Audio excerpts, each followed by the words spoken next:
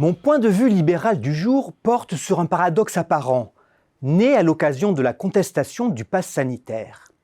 Les opposants au laissez-passer se présentent comme des défenseurs de la liberté contre l'élite libérale mondialisée, pourtant attaquée pour son libéralisme économique et son libertarisme social. Revenons aux origines, la Révolution de 1789. Elle a sacralisé la liberté individuelle et forgé le slogan « Liberté, égalité, fraternité ». Il deviendra la devise nationale en 1848. Oui, mais voilà, avec le temps, ce triptyque a pris de l'eau. Prenez l'égalité. Par des politiques de redistribution toujours plus massives, l'État-providence en a fait une égalité de conditions, quand l'article 1er de la Déclaration des droits de l'homme et du citoyen proclame, lui, une égalité de droits. Les hommes naissent et meurent libres et égaux en droit. Même dérive sur la liberté.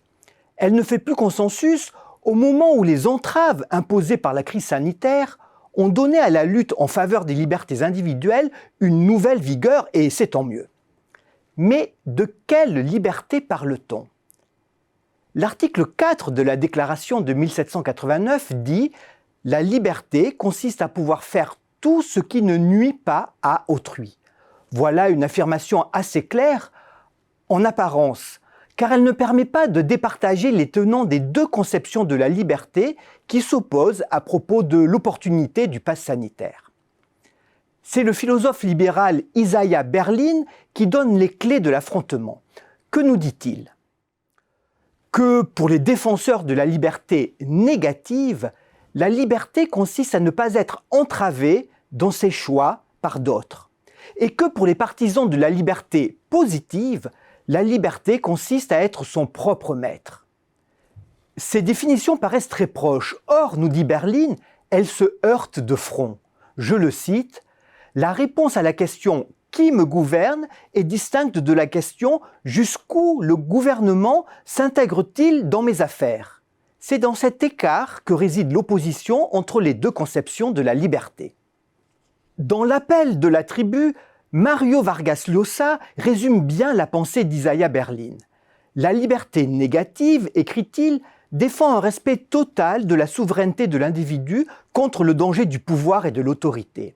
La liberté positive, elle, se fonde sur l'idée que la possibilité qu'a l'individu de décider de son destin est soumise à des causes sociales étrangères à sa volonté. En ce sens, les pro-pass sanitaires défendent plutôt une liberté positive. Ils reconnaissent le droit d'être contraints pour ce qu'ils estiment être leur propre intérêt.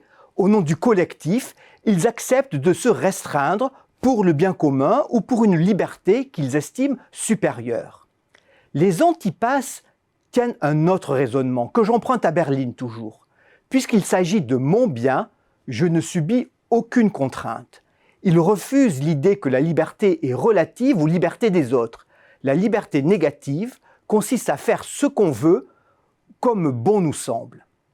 Deux remarques pour conclure. D'abord, Isaiah Berlin constate que, dans sa conception négative, le lien entre liberté individuelle et démocratie est loin d'être automatique.